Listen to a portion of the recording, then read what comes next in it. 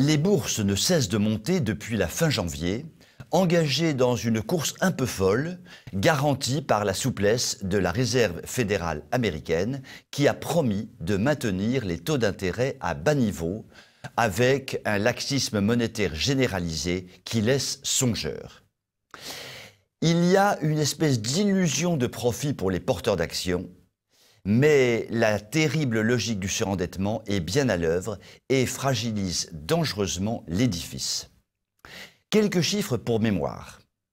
La dette américaine atteint le record historique de 22 000 milliards de dollars. 22 000 milliards de dollars.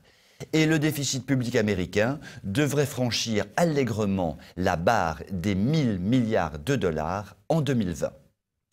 La dette mondiale, quant à elle, s'élève, tenez-vous bien, à 184 000 milliards de dollars. 184 000 milliards de dollars, soit 225% du produit intérieur brut mondial.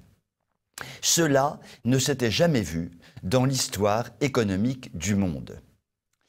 Ces chiffres, malheureusement, sont assez cohérents avec la situation française, puisque la dette de notre pays atteint désormais 2 350 milliards d'euros, ce qui n'est tout de même pas rien.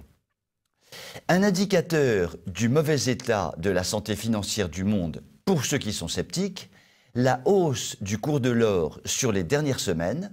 L'or, en effet, a bondi de 15% en 3 mois. Et quand l'or bondit de 15% en 3 mois, le signe qui est derrière cette évolution est extrêmement clair. Vouloir à tout prix jouer les oiseaux de mauvais augure, tout cela évidemment n'a rien de très rassurant et l'on se dit qu'à tout moment, la machine économique mondiale peut se gripper brutalement, voire même s'effondrer temporairement. La seule et vraie question qui se pose est la suivante. Quand cela aura-t-il lieu?